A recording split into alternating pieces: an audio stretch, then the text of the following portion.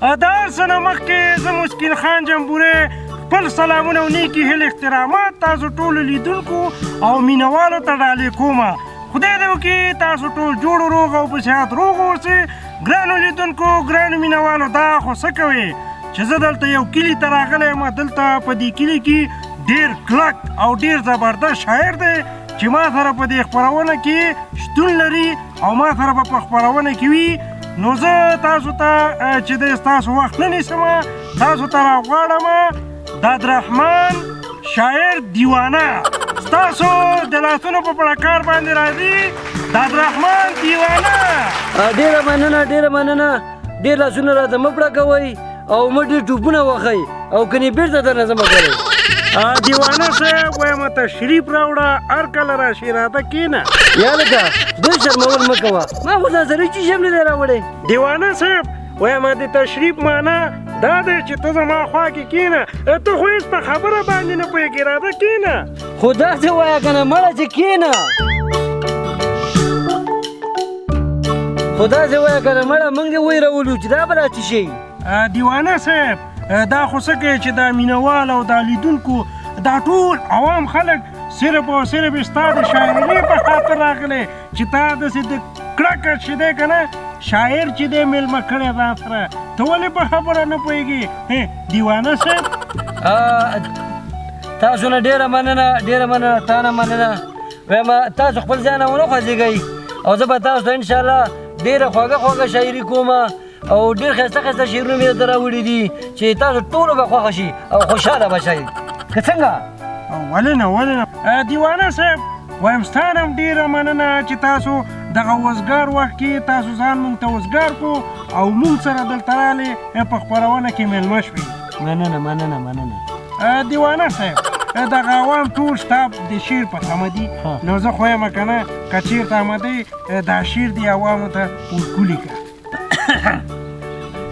وایم پاس په اسمان کې وریځې دي هلکه او لاندې په ځمکه بوټي دي. لاندې په ځمکه بوټي دي بوټي دي او په خوړونو کې میان دي. وایم د دې محفل په مطابق دي دا شعر ویل. وایم که دا خبره دې بیا وکړو نو وژنم دې. دیوانه صاحب د ماحول شعر به راته ونه وایي ګینې زه ډېر په سور کې راځم او که نه. وایم ډېره مننه ډېره مننه. وایم زه به درته یو بل شعر ووایم. مهرباني وکړه. هلته یو خوړ دی یو خو ناوخته دی یو معمولي شاعر د کامرې مخې ته خوا دې خوا کېږي. خدای دې تباه و برباد کړه. ما وی که زه دې هېر کړی یم.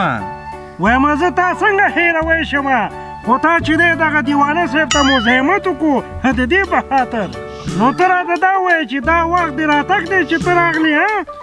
دیوانه صاحب وایم هېڅ بخښنه درنه غواړم که نه ته دې دا خپل شعر ته ادامه ورکړه مهرباني. وایم دې سړي زما غونډ شعر تباه برباد کړو. خاله دې پکې راوستو.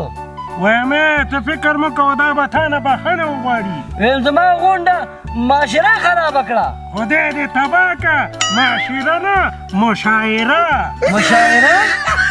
ولې مې دې عوامو ته شرمې؟ زه خو یم دا شعر دې ووایه.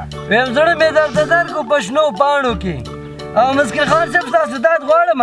ما نه څنګه امداد غواړې؟ مولا دې بېخو باسه امداد نه دا درنه غواړې تشویق مې کړه. شاباش شاباش. وایم په عذابول مه کوه شاباشي درته در کومه. زړه مې درته درکړو په شنو پاڼو کې او ته څومره ساده وي چې دا وغورځوم په کاڼو کې. دا چا وغورځوم په کاڼو کې؟ ما ته یې نفر وښیې چې زه ورپسې کور ته لاړ شم. ولې نه پوهېږې په خبره باندې؟ وایم مسکین خانه وایم دا کیسه پرېږده. وایم دیوانه صاحب ستا نه ډېره ډېره مننه چې تاسو دا خرابترینه شعر لیدونکو ته ډالۍ کړو. نه رښتیا وایم خواږه خواږه شعر مې ورته ډالۍ کړو. نو دیوانه صاحب که خفه کېږي نه چې دا رحمت الله معمولي ته وخت ورکړو. مهرباني مهرباني. دا خپل شعر چې دی دې لیدونکو ته ورکولي کړي. څنګه دی خوښ؟ مهرباني مهرباني وکړه. دا ته او شعر ورکولي کړه. ډېره مننه ډېره مننه چې موږ ته مو خپل وخت راکړه. دیوانه صاحب تاسو په اجازه به زه یو څو نقل شوي شعرونه ووایم. اجازه ده اجازه ده. دغه یو شعر ما د چا نقل کړی دی که ستاسو اجازه یې زه به یې ووایم. اجازه ده اجازه ده ووایه ووایه. ای ظالمې خو بس نو دې یوټیوب او د فیسبوک نه په 2 پوزه راغلی ما نه پوهېږم چې د امبولوکه خاپیرک سره د څه شی وکړم ما ته خپل شعرونه نه راځي ما خو دا نقل کړي دي خو بس نه به وایم که نه نو چې نه وایې راکړه هېڅ یې مه وایه دې سر یې مه وایه ځه وایم دې سر ته دې وګوره دې قوارې ته دې وګوره پردي شعرونه دې راغستې دي او خلک ته وایې وایم دیوانه صاحب خو په 3 بجې د شپې چې د شعرونه لیکي زه خو یم بخښنه غواړم دیوانه صاحب دا خپل شعرونو ته ادامه ورکړه چې لږ د مرچ مساله پکې زیات شي وایم دا لږ چې دی که نه وایم د شاعرانو نوم یې وشرموه وایم دیوانه صاحب دا خو څه کوي چې مکمل توهین یې ورته کړی وایم دا خو څه د ماشومانو کار نه دی وایم بالکل صحیح خبره دې وکړو دیوانه صاحب رښتیا وایې ته وایم مسکین خان صاحب یو شعر مې د شپې په 3 نیمې بجې لیکلی دی نو مونږ ته څه خو ولیکه که نه وایم زه د خلکو په غم کې شریک یم وایم یو شعر دی ستاسو اجازه ده ولې اجازه نه دی ورده پې د سیند په غاړه ناست یمه شینکي شینکي دي واه واه د سیند په غاړه ناست یمه شینکي شینکي دي ونې بوټي ډېر دي خو زما خوښه شنډۍ ده څه تا دې ما د نیا نوم ولې واخیسته هلکه زه خو یم د خدای خاطر چې دا څه شی کوې